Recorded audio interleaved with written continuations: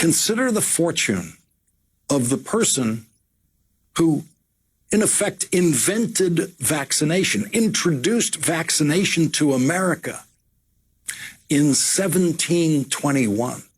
That has to be the biggest fortune in the history of medicine, right? The pharmaceutical industry has produced many gigantic fortunes in this country, notably the fortune created by Robert Wood Johnson and his brothers in 1885 when they started the Johnson & Johnson Company, which has produced many products that have saved lives and led to the creation of the Robert Wood Johnson Foundation, which has done many good deeds. And that fortune has provided for generation upon generation of some members of the class that used to be known as the idle rich.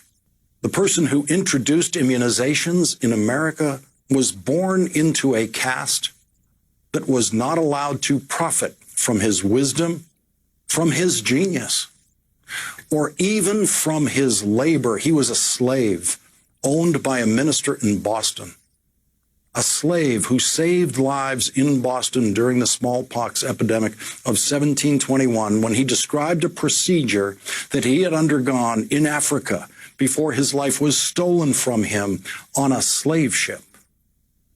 Pulitzer Prize winner Isabel Wilkerson tells this story in her new book, Caste: The Origins of Our Discontents.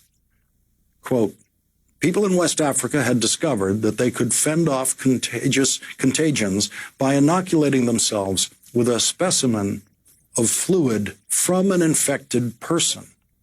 That is the knowledge that slave brought to Boston in 1721, where he saved dozens of lives because of one doctor who decided to try that method that the slave described.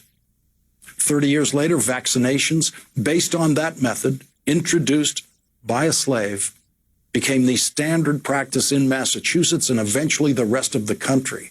There is no charitable foundation named for that slave. His descendants were not born into lives where work was optional. The life-saving gift he gave us did not even earn him his freedom.